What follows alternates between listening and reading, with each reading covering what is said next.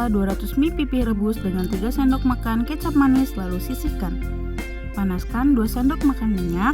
Tumis bumbu halus yang terbuat dari 6 butir bawang merah, 4 siung bawang putih, 4 butir kemiri sangrai, setengah sendok makan ebi yang sudah diseduh dan disangrai sampai harum. Sisihkan di pinggir wajan, tambahkan 2 butir telur kocok lepas, kemudian aduk sampai berbutir kasar.